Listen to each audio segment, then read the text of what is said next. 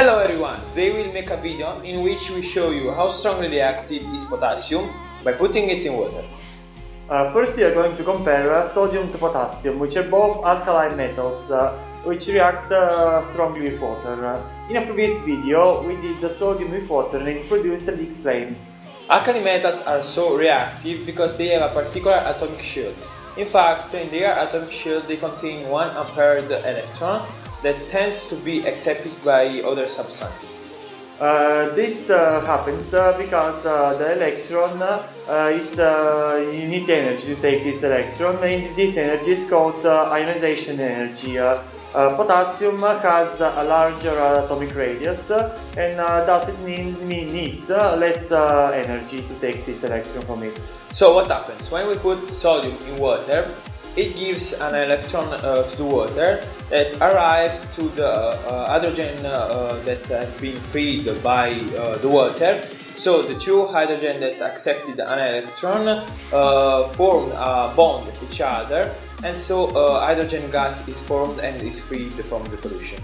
As we said in our previous video, hydrogen is the cause of the explosion, and this is also the reason why the potassium doesn't explode. In fact, the sodium reaction is much slower, and hydrogen can accumulate and it ignites altogether, whereas with potassium it burns slowly. So let's see this reaction.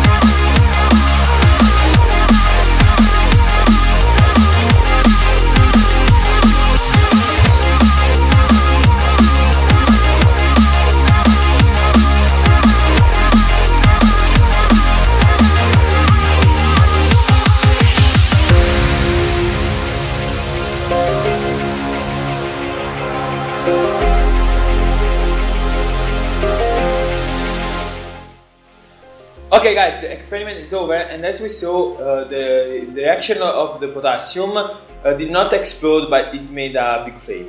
Okay everyone, if you like this video, like it, share, comment and subscribe to our channel. Thanks for watching.